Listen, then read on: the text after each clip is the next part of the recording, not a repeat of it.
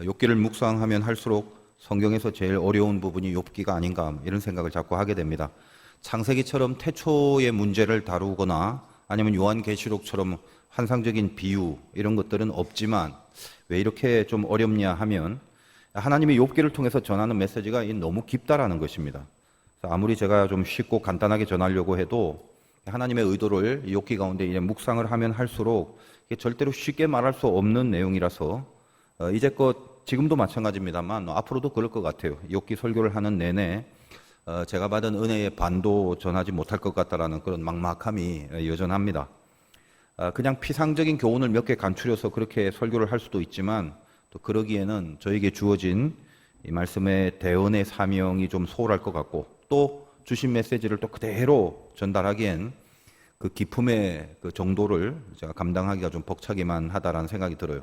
그래서 오늘도 여전히 좀 무더운 날씨 가운데 있지만 잠시 중간에 딴 생각하거나 집중력이 흐려져 버리면 목사님 설교는 무지하게 어렵네, 또 뭔 소리인지 모르겠다, 그런 평가를 또 하게 될지도 모릅니다. 그러나 아무튼 제가 제일 힘드니까 자비한 마음으로 들어주시고 오늘도 저는 늘 그런 마음이에요. 자라나게 해주시는 분은 하나님이시다. 그걸 믿는 마음으로 성령의 도우심만을 구합니다. 차라리 욥의 친구들의 말들만 간추려서 거기서 교훈을 찾는 것이 어쩌면 훨씬 우리들 가슴속에 와닿을 수도 있다라고 생각이 들어요. 욥의 친구들의 말 어떤 겁니까? 우리가 이제껏 아주 단순하게 알아왔던 그런 신앙의 상식선에서 납득이 되는 내용이기 때문에 그렇습니다.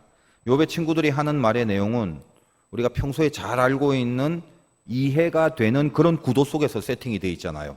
잘하면 복 받는다, 못하면 벌 받는다. 그러니까 어떤 벌을 받고 있는가 느껴진다면 돌이키고 회개하고 잘못했다고 그러면 하나님이 다시 회복시켜 준다는 거잖아요. 근데 이제 문제는 뭐냐? 적어도 욥기 안에서는 하나님은 욥의 친구들, 그들이 틀렸다라고 판정을 하시고 있다는 것입니다. 그래서 하나님은 이 욥기를 통해서 우리가 이제껏 알고 있는 일상의 신앙 상식을 아주 전면적으로 고쳐버리고 거기에 더 깊은 하나님의 세계로 우리를 초대하고 있는 것이 욥기다라는 것이에요. 반면에 욥의 친구들과는 달리 욥이 고백하는 내용들은 뭐냐? 그냥 모르겠다는 거예요. 처음부터 끝까지 너희들이 말하는 그런 것은 절대 아니다라는 거예요. 그렇다면 그렇게 말할 거면 이 욥의 친구들의 말과는 달리 욥은 뭔가 확연히 다른 자기만의 어떤 논리로 분명하게 그러면 하나님은 바로 이런 분이다라고 그 하나님에 대해서 진단을 해주면 좋은데 욥의 고백은 거의 대부분 나도 잘 모르겠다. 근데 나도 모르겠지만 니들이 하는 말은 동의하지 못하겠다. 그거거든요.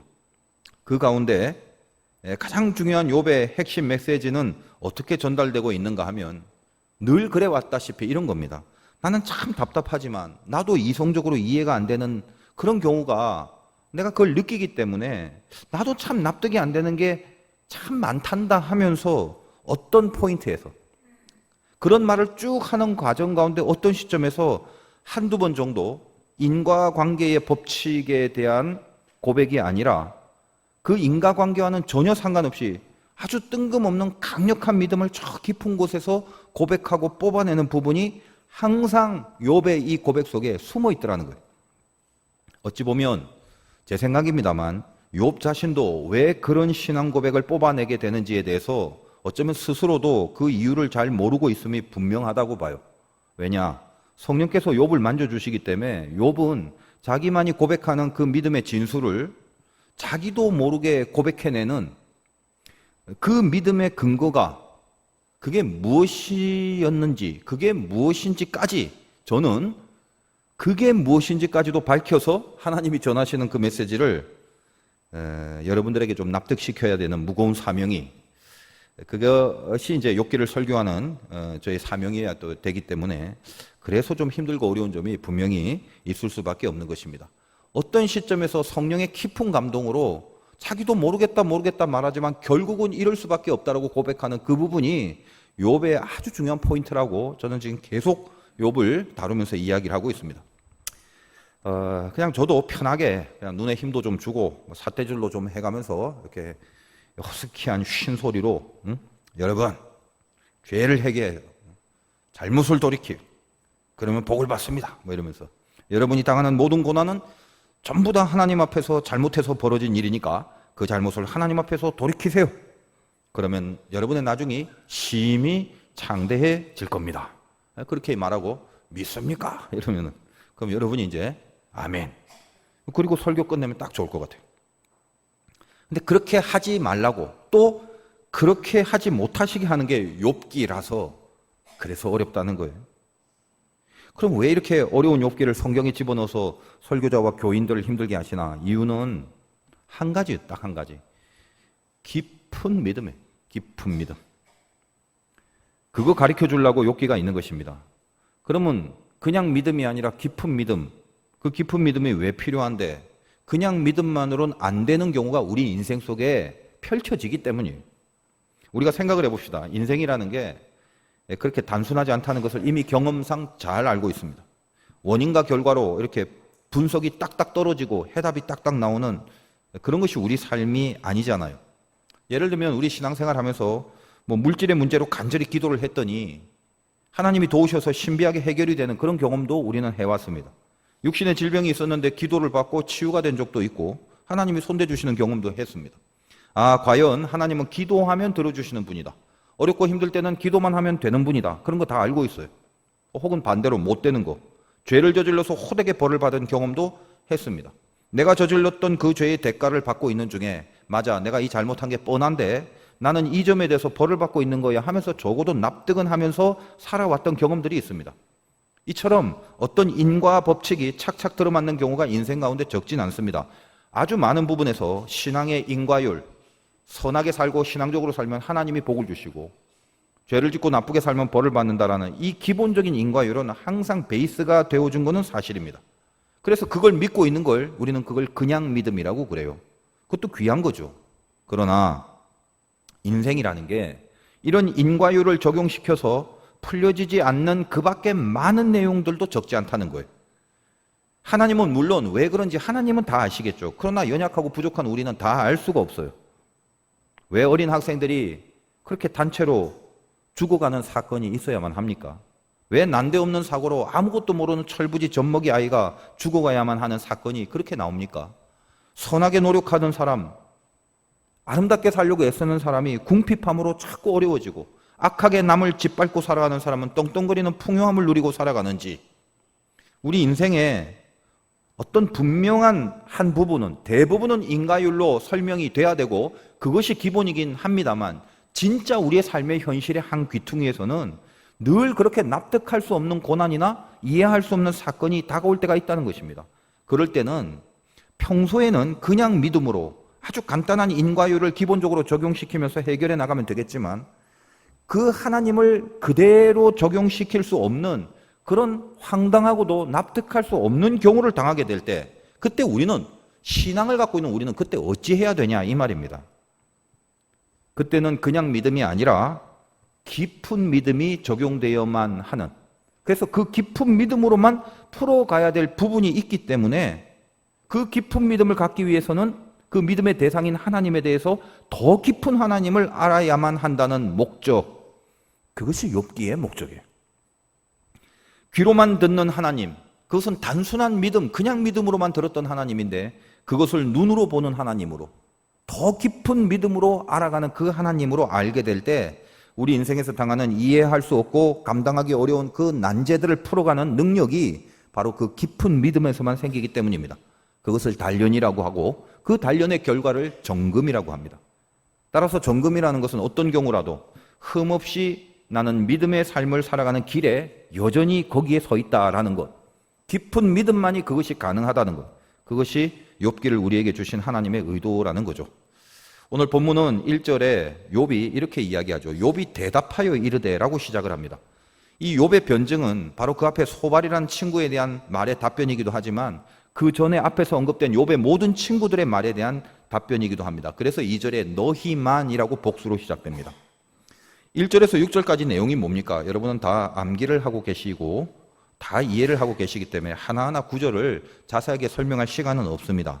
그러나 대강 보면 이런 거죠. 3절에 나도 너희와 같이 생각이 있어 너희만 못하지 아니하니 그 같은 일을 누가 알지 못하겠느냐. 하나님께서 불러 아뢰어 들으심을 입은 내가 이웃에게 웃음거리가 되었으니 의롭고 온전한 자기 조롱거리가 되었구나. 이 욥기 자체가 운문체, 약간 시적인 거라서 여러분이 그냥 읽어도 그 읽은 것 자체의 이해가 안 될 때가 훨씬 많아요. 그래서 여러분이 설교 시간에 욥기에 대하여 은혜를 받으려면 기본적인 내용이 뭔가라는 것을 분명히 알아야 되겠죠. 이 3절 말이 그겁니다. 욥이 하는 말이에요. 야, 나도 니들이 알고 있는 건 다 안다. 그거 너희들만 아는 게 아니야.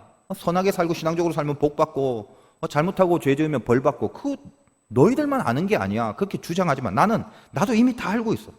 그리고 4절에 아까 읽은 말씀이 이겁니다. 나도 하나님에 대한 신앙이 있어서 지금껏 잘 살고 있었는데 니들 말에 의하면 지금까지 잘 살았던 내가 복을 받아야 될 것 아니냐. 그런데 나는 이제까지 신앙으로 잘 살고 있었건만 너희들이 말하는 그 논리의 구조 속에 적용이 안 되는 현실이 되었지 않냐.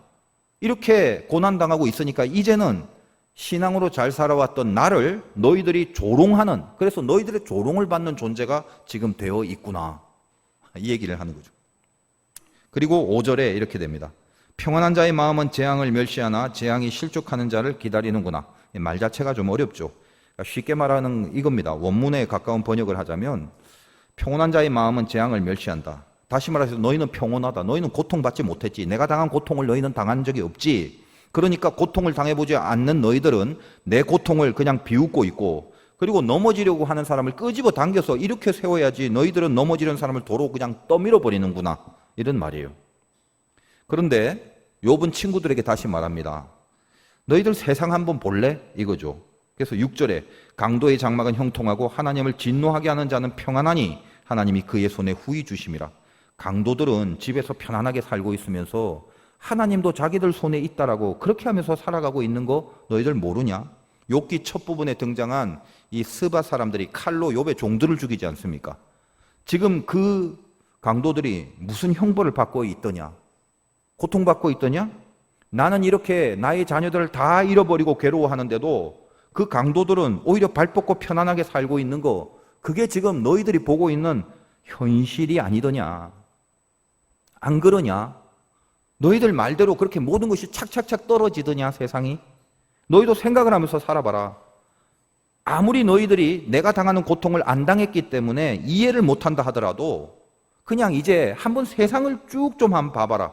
니들 말처럼 그렇게 단순한 게 세상이더냐 하면서 7절부터 12절까지 세상에 있는 삼라만상에 대한 얘기를 하는 거예요. 7절만 잠깐 봅니다. 이제 모든 짐승에게 물어봐라. 그것들이 너에게 가르치리라. 공중의 새에게 물어보라. 그것들이 또한 내게 말하리라. 그리고 뭐 땅에게 말하라, 가르치리라. 바다의 고기도 내게 설명하리라.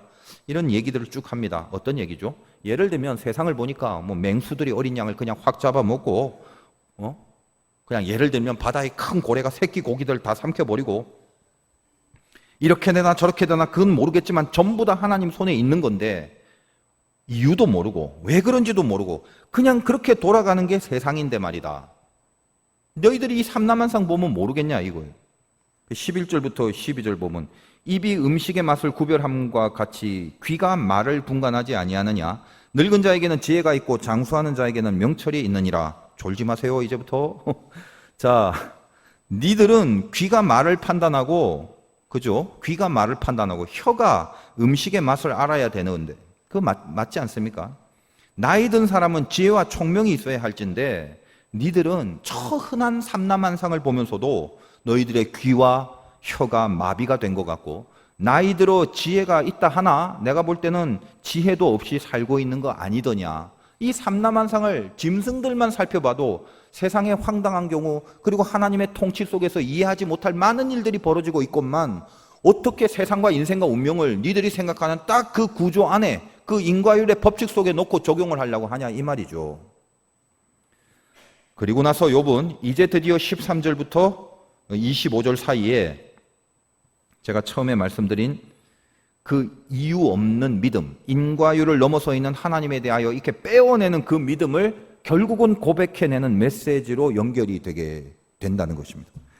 이 부분에서 이제 우리가 이 욥을 통해서 하나님이 우리에게 뭘 주시려고 하는 거예요. 하나님을 믿는다는 것, 좀 더 구체적으로 말하면 하나님을 깊이 있게 믿는다는 게 과연 무엇인가라는 것을 가르쳐주고 싶으신 것입니다.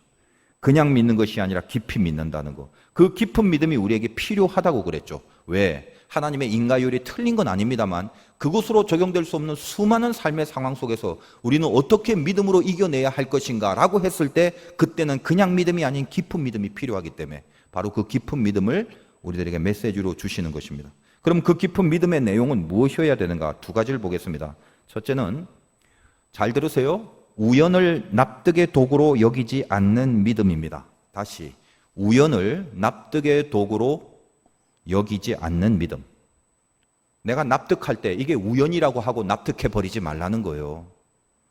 자, 하나님에 대해서 우리가 믿는 내용, 우리 하나님 믿습니다. 그죠? 뭘 믿어요? 많은 거 믿죠. 하나님 살아계신다는 거 믿고 그분이 천지를 창조하신 거 믿고 전능하고 전지하신 분이라는 거 믿고 우리를 사랑하시는 분이라는 거 믿고 선하게 살면 복을 주고 악하게 살면 벌을 주시라는 거 믿고 심판하시는 분이라는 걸 믿고 기타 등등 그런 믿음의 내용들이 있잖아요. 그런데 그런 그냥 믿음, 그렇게 믿는 그냥 믿음 말고 깊은 믿음이란 게 뭐냐? 오늘 욥은 그 다음에 이렇게 얘기를 하는 거예요.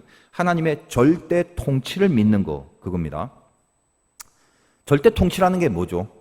우리가 생각할 때, 우리 생각할 때 이거는 하나님이 요거는 요렇게 다스려 주시고 저거는 하나님이니까 반드시 요렇게 다스리실 거야.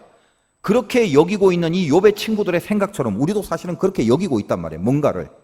하나님이라면 요건 요렇게 되고 저건 저렇게 분명히 해 주실 거다라는 것은 그걸로만 여기고 있다면 그건 절대 통치에 대한 믿음이 아니라 내가 생각하는 내 생각의 기준에 의하여 믿는 상대적 통치를 믿는 거에 불과한 거예요. 욥은 그것을 넘어서는 거예요. 야, 이렇게 되는 게 과연 하나님 통치한 내용이 맞아? 나 이걸 당했는데 내가 이걸 당한다는 게 과연 하나님이 관리하고 하나님이 지금 뭔가 섭리 속에 나를 통치하고 있는 내용으로 지금 내가 이게 당하고 있는 건 맞아? 라는 의문이 드는 것들이 우리 주변에 있다는 거예요. 그렇게 의문이 드는 것들까지도 욥은 하나님의 절대적인 통치의 내용이란 것을 분명히 믿어라. 그게 깊은 믿음이다라고 하나님이 이 욥을 통해서 우리에게 전해주고 있습니다. 13절입니다. 지혜와 권능이 하나님께 있고 계략과 명철도 그에게 속하였나니 그가 허르신 즉 다시 세울 수 없고 사람을 가두신 즉 놓아주지 못하리라. 그가 물을 막으신 즉 곧 마르고 물을 보내신 즉 곧 땅을 뒤집나니 능력과 지혜가 그에게 있고 속은 자와 속이는 자가 다 그에게 속하였으므로 점점점. 자, 모든 게 그분의 손에 달렸다니. 좋아 보이는 것, 이름직해 보이는 것도 하나님의 손인 건 분명하지만 이것은 절대 아닌 것 같고 왜 이럴 수밖에 없는가라고 느껴지는 것조차도 의아해 생각하지 말고 하나님의 속한 통치다라고 믿으라는 거예요. 욥은. 자, 그 부분을 자세하게 묘사하는 부분이 이제 17절입니다. 졸지 마세요. 이제 어렵습니다. 모사를 벌거벗겨 끌어가시며 재판장을 어리석은 자가 되게 하시며 이게 당황한 내용들이에요. 황당한 내용들이라는 거예요. 여러분, 모사라는 건 그냥 쉽게 고관 대작들이라고 여기면 돼요. 그렇게 고급 관리들도 뭔가 좀 멋지게 입고 돌아다니고 뭐 이래야 되는데 벌거벗겨 끌려가는 일이 벌어지고 그 똑똑한 판사들도 바보같이 만들어 놓으시는 일이 있다는 거예요, 세상에는. 근데 그게 뭐다? 하나님의 절대 통치 속에 있는 하나님의 통치의 내용이더라는 거예요. 18절. 왕들이 맨 것을 풀어 그들의 허리를 동이시며 이 말이 뭡니까? 왕들이 누구를 묶어라고 했는데 그러면 왕이 얘기했기 때문에 왕은 절대 권력이니까 묶어라고 하는 그 사람을 묶어야 되는데 오히려 왕 자신이 자기 허리를 묶게 되는 일이 생긴다는 거예요. 황당한 일이 19절. 제사장들을 벌거벗겨 끌어가시고 권력이 있는 자를 넘어뜨리시며 말 그대로죠. 어떻게 권력이 있는 자가 넘어지고 제사장이 벌거벗깁니까? 그런 일이 있다라는 거예요. 20절. 더 심해지는 거죠. 충성된 사람들의 말을 물리치시며 늙은 자들의 판단을 빼앗으시며 충성된 자들의 말은 들어줘야 되는데 오히려 충성된 자들의 말을 못하게 만들어버리고 나이가 든 경륜이 있는 자들의 지혜를 없애버린다는 것입니다. 그리고 21절에 귀인들에게 멸시를 쏟으시며 강한 자의 띠를 푸시고 귀족들에게는 수치를 확 주고 힘이 있는 사람들의 허리띠를 딱 풀어버리신다. 그런 얘기죠. 왜 욥이 구구절절히 이런 말을 합니까? 절대 통치를 믿는 믿음을 말하면서 이런 예를 드는 거예요. 지금 이런 내용들은 실은 우리 인간의 삶 속에서 현실적으로 벌어지고 있는 거죠. 그걸 현실이라고 한단 말이에요. 사람들은 이런 경우를 당할 때 다 뭐라고 하냐면 황당하다 그러지 않습니까? 우리 신앙 안에 살아가는 사람들은 이렇게 해야 되잖아요. 하나님은 이름직하다라는 우리만의 규정이 있는데 그런 신앙의 상식의 틀을 벗어나게 될 때 우리는 뭐라고 해야 되냐 이 말이에요. 인과율을 벗어나버린 당황스러운 경우 어떻게 할까요? 우연이라고 그럴까요? 세상 사람들은 이것을 우연이라고 말해버려요. 우연이라고 말하는 것 외에는 다른 방법이 없습니다. 근데 예수 안에 있는 우리들조차도 가끔 보면, 아니 대부분 보면 내 구도를 벗어나는 어떤 일이 우리들에게 닥쳤을 때 우연이다라고 생각을 한다는 거예요. 그 말에 깔린 베이스가 뭐죠? 우연히 잘 될 수도 있지만 우연히 망할 수도 있는 거라고 은근히 생각을 해요. 세상에서는 그것을 뭐라고 표현하냐면 재수가 있냐 없냐로 따집니다. 재수가 좋아서 이게 된 거고 재수가 없어서 안 되는 거다. 그러니까 재수가 좋으면 될 수도 있고 재수가 나쁘면 안 될 수도 있는 모든 우연이 지배하는 게 세상의 법칙이고 세상의 어떤 존재다라는 거 이야기를 하는 거예요. 예수 믿는 사람은 재수라는 거 없습니다. 예수 믿는 사람은 그런 의미에서 어떤 우연히 어떤 일이 되어지는 게 없단 말이에요. 욥은 이 모든 것이 납득은 안 되고 이해는 안 되고 황당하지만 절대적인 하나님의 통치의 내용이라고 끝내 주장을 하는 것입니다. 자기가 당한 것도 고로 뭐다? 하나님의 절대적 통치 안에 있다는 것만은 분명히 믿는 거예요. 왜 그런지 그리고 무엇 때문에 그런 식으로 통치하는지는 욥도 알 수 없어서 계속 나도 모르겠다 답답하다고 고백은 하지만 그러나 이 세상에는 하나님의 절대 통치를 믿는 믿음 안에서는 우연은 없다는 거예요. 여러분이 우연을 믿는 것처럼 비참한 인생이 어디 있습니까? 우연히 잘 됐습니까? 내일이면 우연히 못 될 수도 있는 영원한 불안 속에 살아가는 것이 인간의 삶이라면 얼마나 초췌한 것입니까? 여러분이 하나님을 믿는 이상 여러분을 지배하는 건 우연과 확률이 아니라 하나님의 전능의 손, 그거밖에 없는 거죠. 때로는 그분의 인도하심이 황당하고 납득이 안 될 때가 얼마나 많은지 몰라요.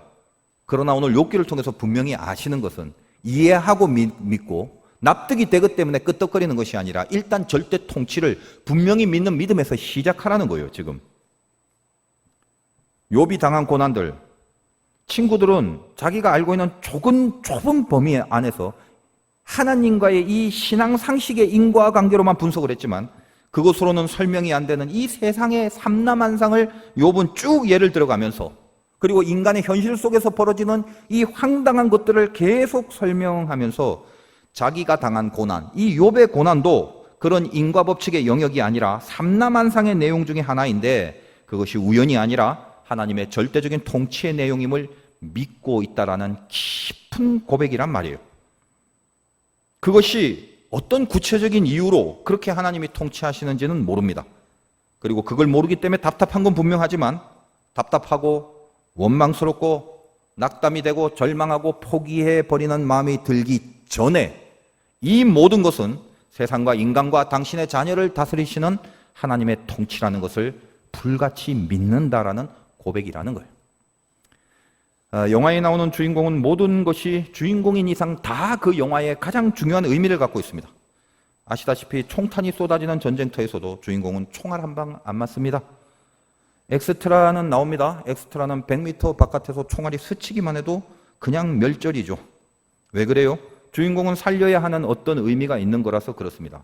감독이 있지 않습니까? 감독이 주인공을 통해서 말하려는 의미가 있잖아요. 그걸 시나리오라고 해요. 시나리오. 그 시나리오의 핵심은 주인공입니다. 우리의 인생의 감독이 되신 하나님이 우리가 하나님 앞에서 주인공으로 이 땅에 보내고 주인공으로 살라고 있는 거죠. 감독이 되신 하나님이 그 영광의 의미를 우리 삶에 부여하시고 그러기 위해서 우리를 엑스트라로 사용하지 않으시고 주인공으로 캐스팅을 했단 말이에요. 엑스트라는 우연히 살다가 우연히 죽습니다.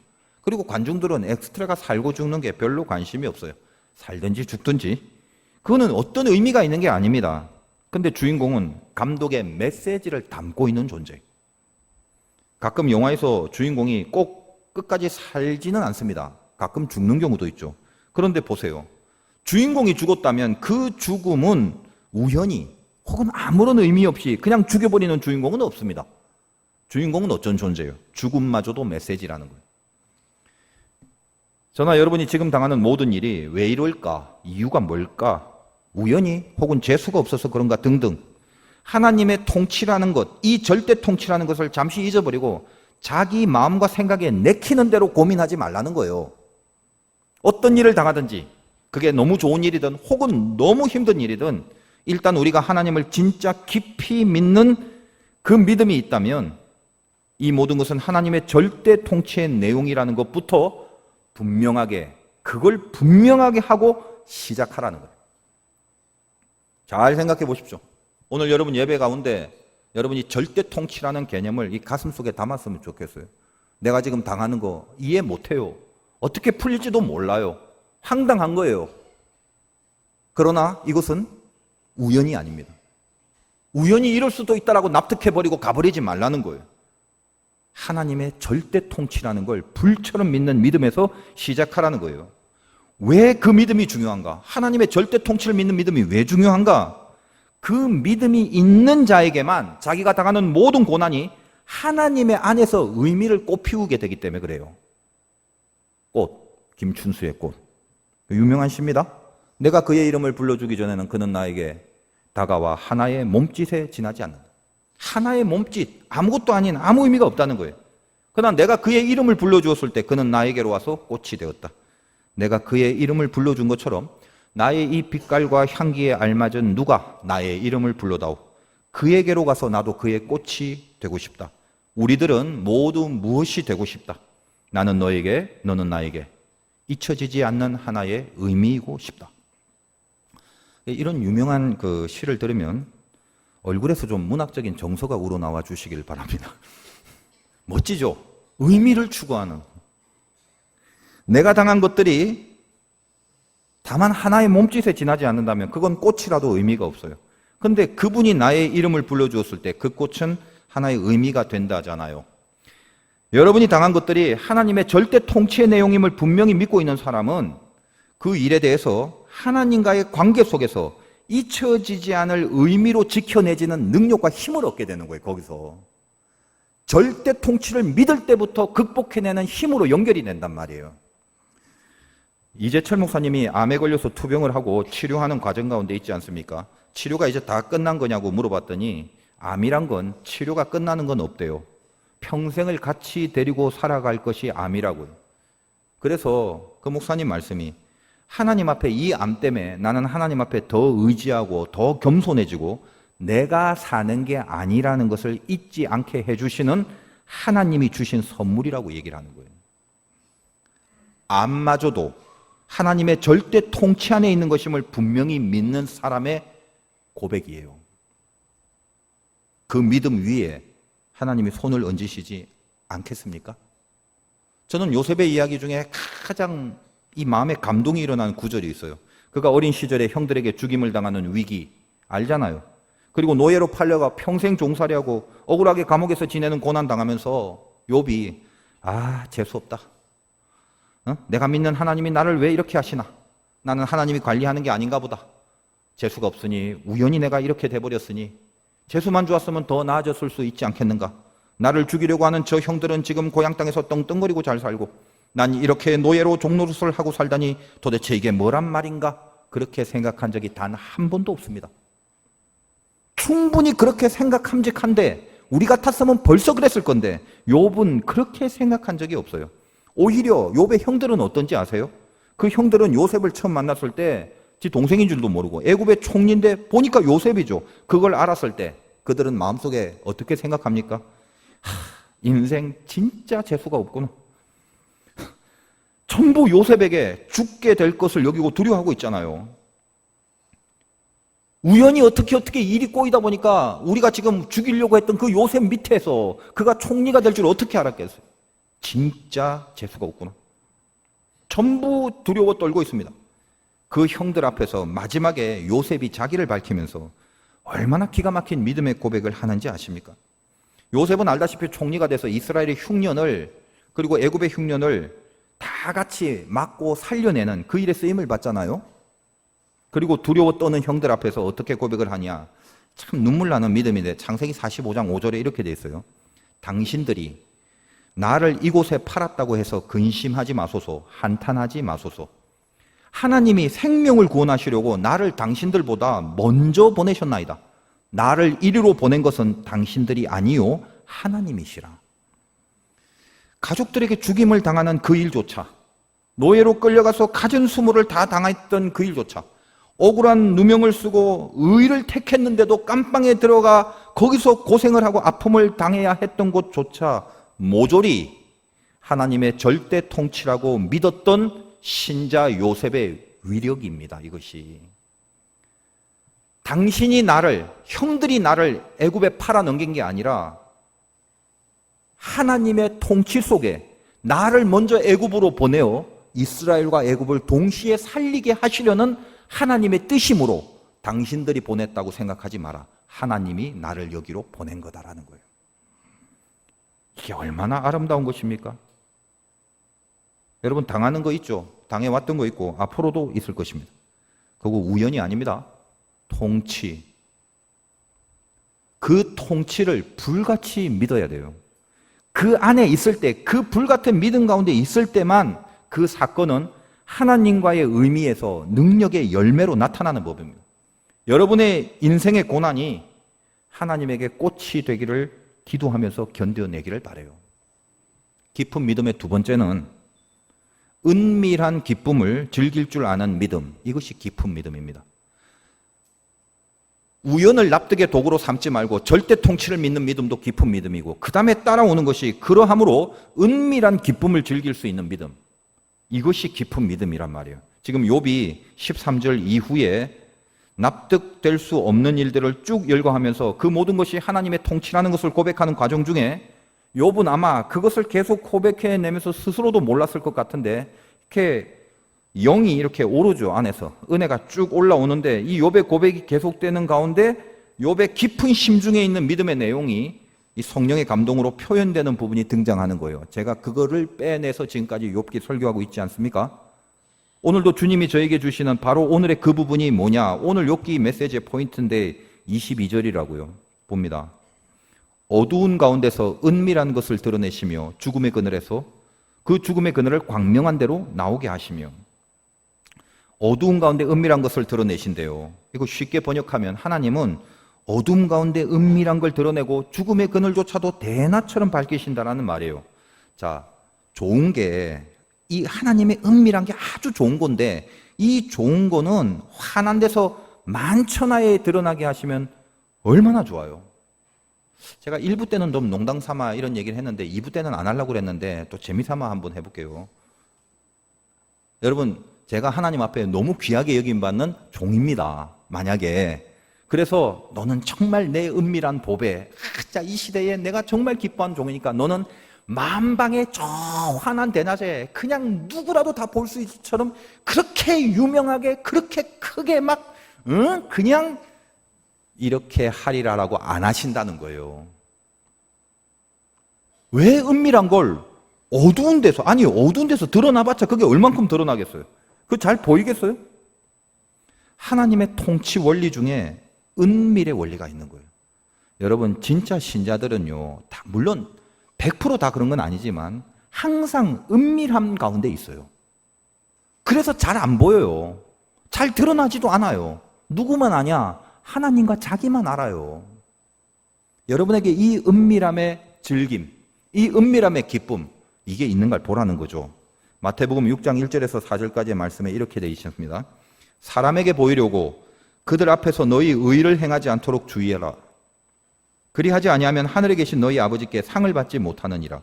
그러므로 구제할 때에 외식하는 자가 사람에게 영광을 받으려고 회당, 거리, 거기서 하는 것 같이 너희 앞에 나팔을 불지 마라. 진실로 너희에게 이르노니 그들은 자기 상을 이미 받았느니라.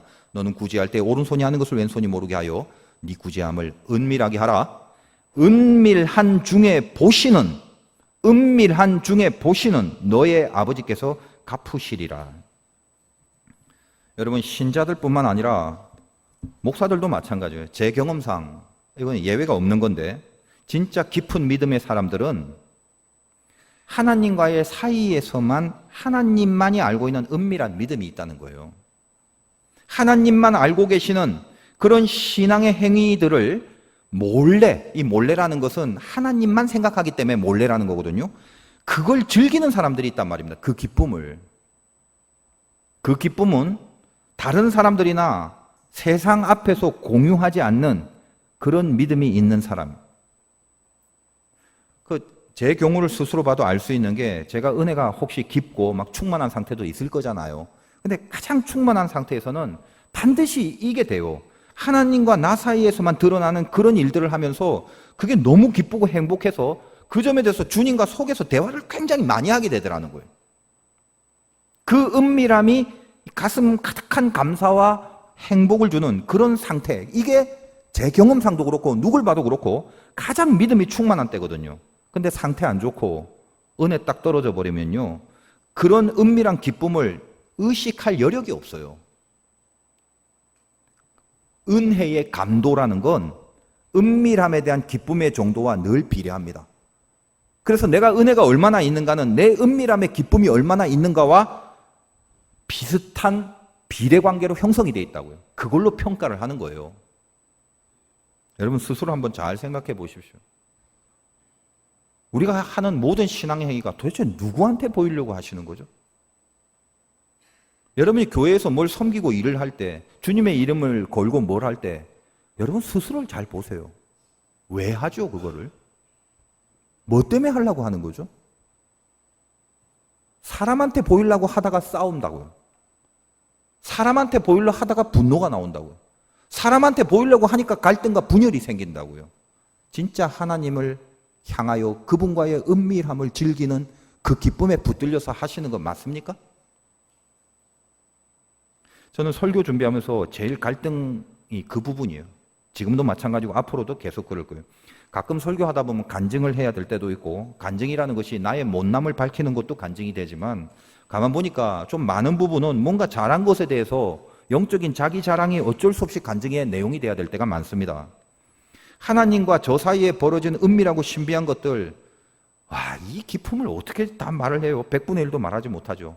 그리고 말할 필요도 없고요. 그러나 어떤 말씀을 대언할 때는 하나님은 제 입술과 제 경험을 통해서 그 메시지를 전하는 것이기 때문에 성경의 메시지를 전하기 위한 도구로는 때로는 간증도 필요하고 예화도 필요하고 어떤 사건을 들어가면서 할 수밖에 없죠.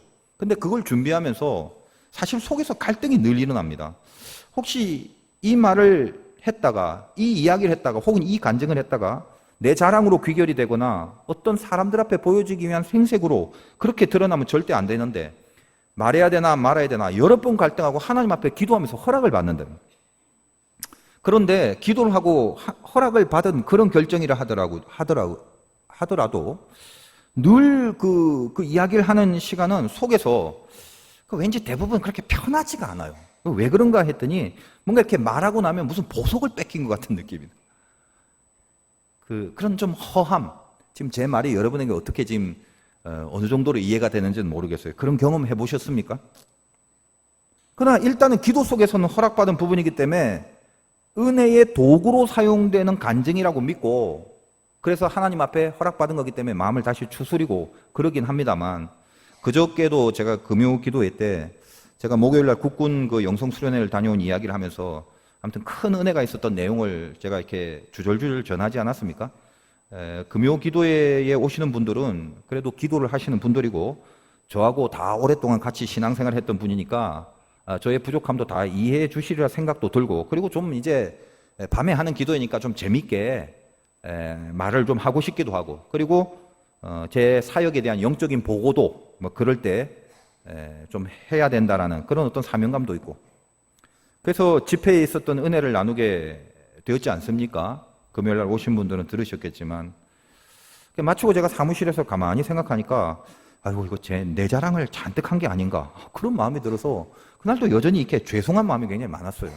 그러니까 여러분은 아마 안 그렇게 생각하실 수도 있습니다만 제 생각이 그렇다라는 거예요. 물론 그 말씀을 제가 전하면서 성령이 허락하신 건 분명하고 그 본문의 말씀을 전하기 위한 도구로 사용한 것은 분명한데, 근데 아무튼 이상하게 뭔가 좋은 것을 이렇게 빼앗긴 허전함, 그런 마음이 솔직히 들 때도 없지는 않습니다. 사실 오늘도 이 은밀한 믿음의 행위들에 대한 본문을 보는 순간 그 간증들이 두어 가지가 막 있는데, 이걸 이렇게 준비를 했다가 기도를 하면서 하나님이 마음에서 허락을 하지 않는 것 같아요. 그래서 일단 그건 안 하기로 했어요. 삭제를 했어요.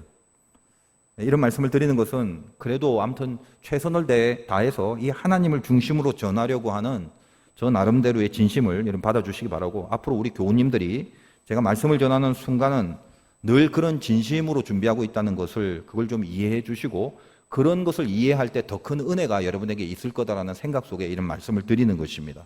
여러분 어떠십니까? 그 은밀함이 주는 기쁨이라는 거, 그거 느끼고 혹시 살아가십니까? 지금 초신자들은 그런 걸 잘 모를 거예요.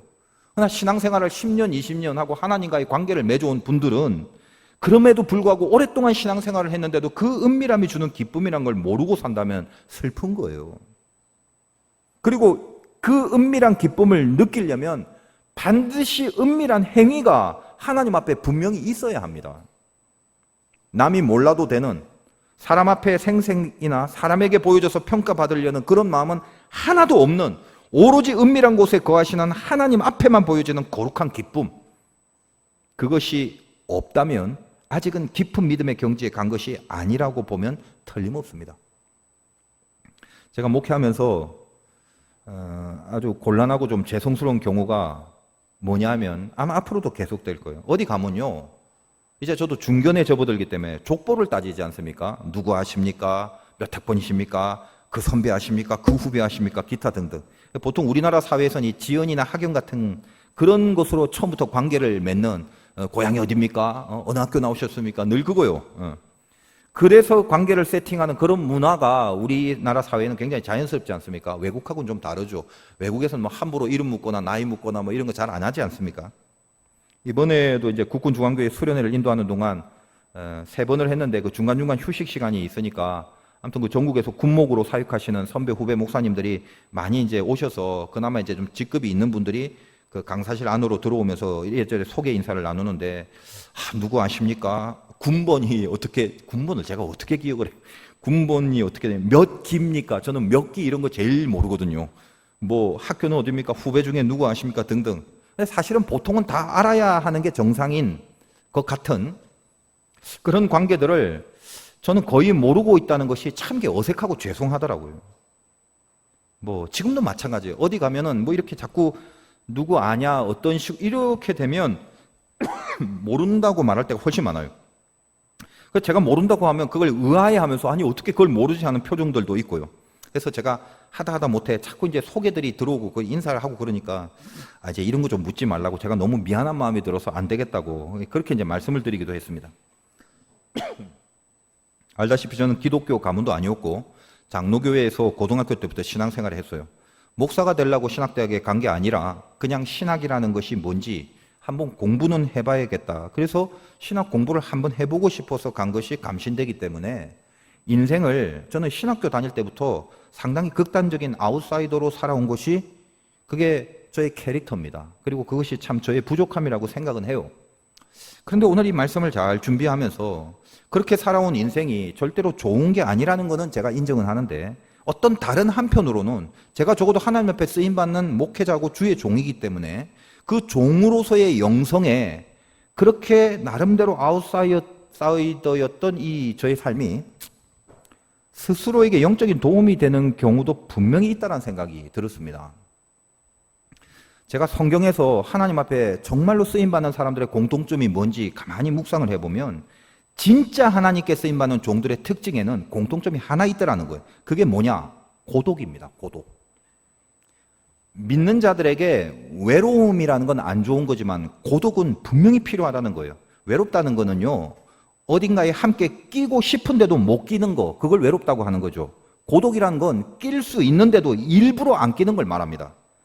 엘리야, 바울, 사무엘, 이사야, 예레미야, 예수님의 제자들 등등 하나님이 직접 쓰시는 종들은 전부 다 고독을 통해서 하나님과의 은밀한 관계를 유지했던 사람들이라고.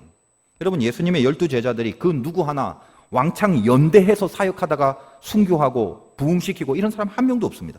각각 자기 길, 성령이 각자에게 보내신 그곳에서 고독함으로 일했던 그런 인생들이었다는 거예요. 은밀한 고독이라는 건 자기의 사명을 아주 단순하게 만듭니다. 단순하다는 말이 뭐냐면 핵심에 집중할 수 있는 영성을 말하는 거예요.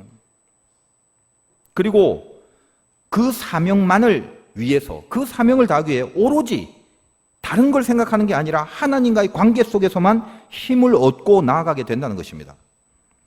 저는 성경을 보면서 성경에 등장하는 하나님의 쓰임받는 참된 종들 중에 그 누구라도 조직이나 공동체에 연대해서 사역을 행했던 종들은 하나도 없다는 걸 알게 됐어요. 인생을 홀로 독고다이처럼 살아란 말이 아니에요. 쓸쓸하게 살란 말이 아닙니다. 뭐가 중요하냐? 내 힘의 근원을 잃지 않고 살라는 말이에요. 하나님과의 관계를 충실하게 끝까지 유지하란 말입니다. 제가 판단하고 제가 느끼는 것은 인간이라는 건요, 어떤 연대를 이루게 되면 인간이 집단으로 형성한 모든 연대는 무조건 정치적으로 갈 수밖에 없습니다. 예외가 없어요. 그리고 특별히 그 중에 하나님의 종들이 연대를 이루고 연대 안에 거하게 되면요, 그때부터는 하나님을 의지하는 힘이 아니라 연대의 힘을 의지하는 삶을 살게 됩니다. 목회 세월이 흘러가고 저도 이제 세월이 들고 중견이 되다 보니까 이곳저곳 동참하라는 그런 교계의 많은 요구를 받게 돼요. 제가 허락도 안 한 그런 감투들이 몇 개 있어요. 뭔지도 어떻게 돌아가는지도 모르고요. 솔직히 말하면 어떤 사람들에겐 끼고 싶은데도 못 껴서 힘들어하는 사람도 있긴 합니다. 그러나 저는 되도록 일부러 사양을 하는 경우가 태반이죠. 연대를 한다는 것은 장점이 있긴 합니다. 그러나 제 생각입니다만 기도하고 판단한 생각이기 때문에 말씀을 드려요. 주님의 종으로 살아가는 것이 분명하다면, 진짜 주님의 종으로 살려면 적어도 저는 연대의 힘을 거부하고 살기로 했습니다. 왜? 인간이 어떤지를 저는 잘 알고 있어요. 저 자신을 너무 잘 알기 때문입니다. 하나님밖에 붙잡고 하나님밖에 의지할 게 없도록 저 스스로를 몰고 가는 것이 적어도 저에게는 그것이 필요한 영성이라고 판단을 하고 살아갑니다. 그러다 보니까 좀 좋은 점이 뭔가 단순해요. 제 목회의 기쁨은 단순해요. 하나요. 영원 구원이에요. 안 믿었던 사람들이 하나님을 믿게 되는 거, 그거 보면 너무 기뻐요. 믿음이 없었던 사람들에게 변화가 일어나고 그들이 하나님을 좋아하고 사랑해서 그 하나님의 말씀대로 살기로 작정하는 모습을 보는 게 그게 저의 기쁨이고 보람입니다. 그러다 보니까 하나님도 저에게 그런 의미에서 참 많은 은혜를 주셔서 너무 감사해요. 만나는 사람이나 제가 가는 어떤 선교지나 또 말씀을 전하는 곳으로 보내질 그때에도 항상 거기에 아름다운 간증을 주시지 않은 적이 없어요. 왜? 어디를 가더라도 제 속에서 바라는 거 단순하거든요. 말씀 전하는 곳에서 말씀을 듣는 사람들이 하나님을 사랑할 수 있게 해달라고. 늘 그것뿐이에요. 감히 말씀드리건대 한 번도 예외가 없이 주님은 그 기도를 다 들어주셨습니다. 그 모든 과정에서 은밀한 하나님과 나만의 관계를 위해서 행했던 그 모든 것들이 가슴 깊이 행복을 줍니다. 그 힘으로 삽니다. 여러분, 고난 있죠? 고난은요, 항상 고독하게 만들어요. 그래서 그 사람의 삶을 쓸쓸하게 하려고 하는 게 아닙니다. 그 고난을 통하여 고독하게 되면 그래서 은밀이라는 영역을 보게 하신다고요. 그리고 그 은밀한 곳으로 우리를 부르시는 섭리와 만나게 하세요. 이것이 우리에게 고난을 주시는 하나님의 깊은 의도입니다. 고난이 있을 때, 그리고 그 고난이 세면 셀수록 하나님의 자녀들인 이상 하나님만 만나게 하시는 곳으로 이끌어 가십니다. 욥은 극심한 고난 중에서 어쩌면 사람이나 친구에게 위로받거나 사람한테 자기 생색을 내려는 곳으로 자기 고난을 해결하려고 하지 않았습니다. 오늘 이 고백 속에 깊이 감추어진 이 욥의 토로가 뭐죠? 드러나지 않는 곳. 하나님과 욥만의 관계 속에서 지켜내줘야 될 그 믿음의 은밀함으로 욥은 마음껏 단련되고 있었다는 것입니다. 어두운 가운데 은밀한 것을 드러내시며, 이것이 오늘 욥기가 주는 메시지의 엑기스입니다. 여러분, 정말 하나님을 믿기 원하신다면 하나님의 절대적인 통치와 은밀한 곳에서 갚으시는 그분에 대한 믿음으로 각자에게 주어진 신앙의 경주에서 승리하시기를 주님의 이름으로 축원드립니다.